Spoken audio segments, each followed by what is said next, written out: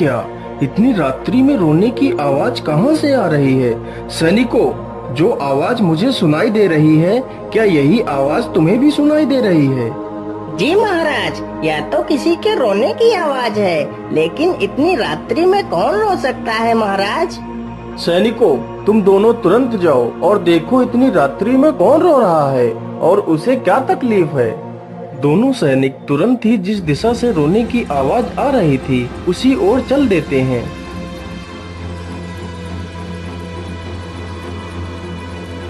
अरे राम सिंह भाई, मुझे तो लगता है यह किसी चुड़ैल के रोने की आवाज है। मुझे तो बड़ा डर लग रहा है।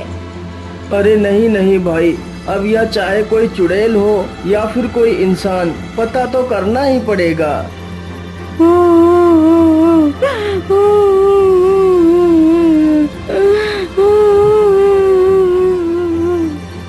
अरे राम सिंह भाई, उधर देखो, वह चुड़ैल बैठकर रो रही है। अरे नहीं नहीं भाई, मुझे तो वह कोई दुखियारी स्त्री दिखाई पड़ती है। चलो इससे रोने का कारण पूछते हैं।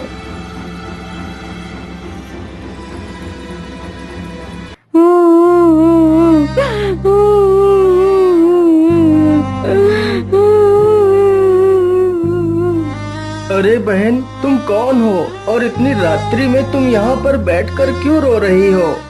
अरे राजा के सैनिक, मैं अपने रोने का कारण तुम्हें नहीं बता सकती। मैं इसका कारण महाराज को ही बताऊंगी। तो फिर ठीक है, चलो हमारे साथ।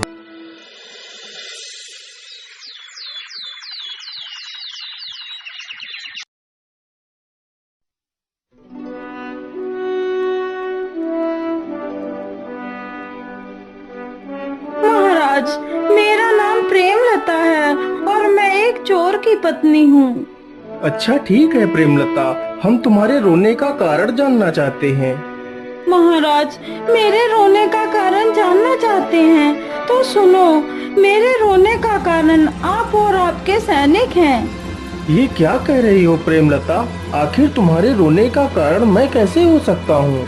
महाराज, मेरे पति एक चोर थे जो चोरी करने के जुर्म में पकड़े गए थे और आपने उन्हें फांसी पर चढ़ाकर मार डाला था। आज मुझे मेरे पति की बहुत याद आ रही थी, इसीलिए मैं रो रही थी।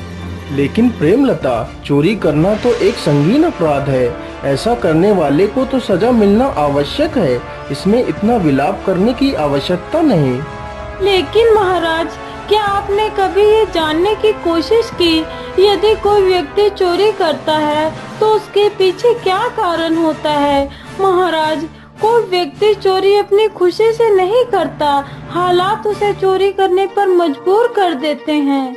लेकिन तुम्हें चोरी करने की आवश्यकता क्यों पड़ी, जबकि मैंने अपनी पूरी प्रजा के लिए घर और जमीन की व्यवस्था कर रखी है, जिसमें तुम्हारा पति भी मेहनत करके ईमानदारी की रोटी खा सकता था, लेकिन उसने गलत रास्ता चुना। लेकिन महाराज, हमें तो किसी भी प्रकार की कोई जमीन नहीं मिली, जिसकी वजह से मजबूरन पेट पालने के लिए मेरे पति को चोरी करनी पड़ी।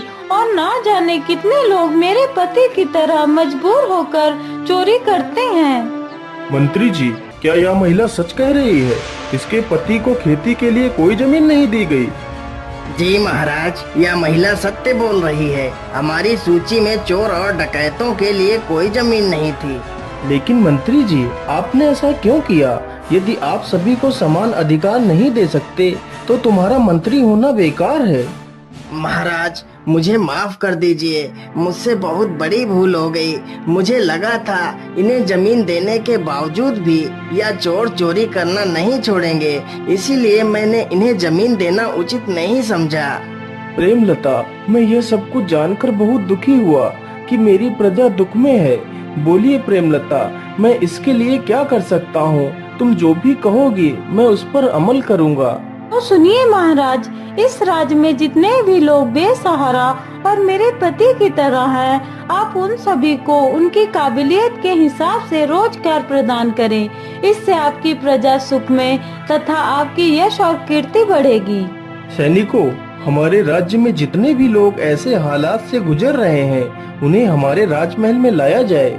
राजा का आदेश मिलते ही दोनों सैनिक जाते हैं और राज्य में जितने भी छोटे बड़े चोर होते हैं उन सभी को राजमहल में पेश करते हैं। क्या बात है महाराज, आपने हम लोगों को यहाँ पर क्यों बुलाया है?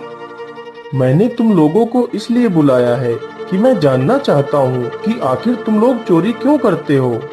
क्या करें महाराज, हमारे पास कोई काम नहीं है, इसलिए मजबूरन हमें यह काम करना पड़ता है। नहीं नहीं, आज से तुम लोगों को चोरी करने की कोई आवश्यकता नहीं। आज से तुम सब लोग हमारे राजमहल में ही काम करोगे। इतना सुनकर सभी के चेहरे पर खुशी की झलक आ जाती है।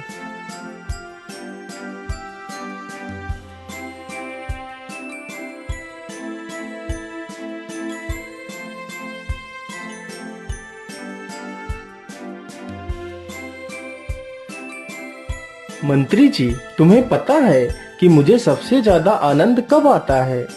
जी महाराज, मैं जानना चाहता हूँ कि आखिर सबसे ज्यादा आनंद आपको कब आता है? तो सुनो मंत्री जी, मुझे सबसे ज्यादा आनंद तब आता है जब मैं शिकार के लिए जंगल आता हूँ। अरे महाराज, उधर देखिए, वह आदमी आत्महत्या करने की कोशिश कर रहा है। अरे अरे, रुक जाओ युवक, तुम ये क्या कर रहे हो? तुम आत्महत्या कर रहे हो? क्या करूं महाराज, जब इंसान के चारों तरफ सिर्फ अंधकार ही दिखाई दे तो मनुष्य के आगे दूसरा कोई रास्ता नहीं बचता। अरे नहीं नहीं भाई, क्या तुम्हें पता नहीं आत्महत्या करना कितना बड़ा महापाप है। यदि इंसान चाहे तो हर बुरी परिस्थिति का हल निकाल सकता है, लेकिन तुम्हें ऐसी क्या मुसीबत आन पड़ी जो तुम आत्महत्या करने चल पड़े?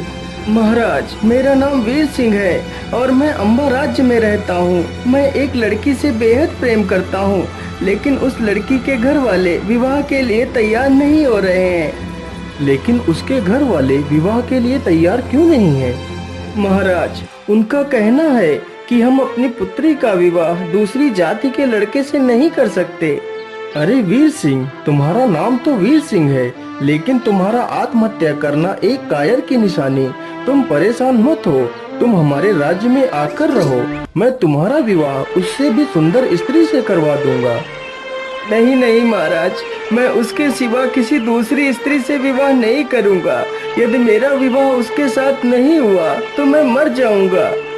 नहीं नहीं वीर सिंह, यदि तुम उसी लड़की के साथ विवाह करना चाहते हो तो मैं तुम्हें वचन देता हूँ, तुम्हारा विवाह उसी लड़की के साथ कराने की पूरी कोशिश करूँगा। इतना सुनते ही युवक के चेहरे पर खुशी झलक पड़ती है। अगले ही दिन राजा और वह युवक उसी राज्य की तरफ चल पड़ते हैं।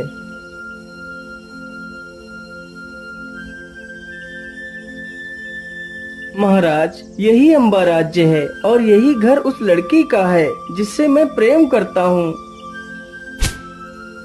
फिर राजा उस लड़की के पिता से बात करता है। मेरा नाम विक्रमादित्य है, मैं उज्जैन नगर का सम्राट हूँ। हाँ हाँ महाराज, मैं आपके कार्यों से भली भांति परिचित हूँ। बोलिए महाराज, आपका यहाँ आना कैसे हुआ? अरे भाई, आपकी पुत्री वीर सिंह से प्रेम करती है और वीर सिंह भी तुम्हारी पुत्री से बेहद प्रेम करता है, तो तुम्हें इस विवाह से क्या आपत्ति है? महाराज, मैं आपका सम्मान करता हूँ, लेकिन मैं यह विवाह नहीं कर सकता। दूसरी जाति के लड़के के साथ विवाह नहीं कर सकता। यदि मैंने ऐसा किया तो हमारे बिरादरी के लोग हमें स्वीकार नहीं करेंगे। लेकिन तुम्हारे लिए क्या एक राजा की बात का कोई मूल नहीं? यदि ऐसी बात है तो मैं तुम्हें अपने राज्य में रहने के लिए पूरी सुख सुविधाएं दूंगा। ठीक है महाराज, यदि आप मुझे अपने राज्य में पनाह देने के लिए तैयार हैं, तो मुझे इस विवाह से कोई आपत्ति नहीं है। इस प्रकार बड़ी ही धूमधाम से वीर सिंह का विवाह उस लड़की के साथ हो जाता है।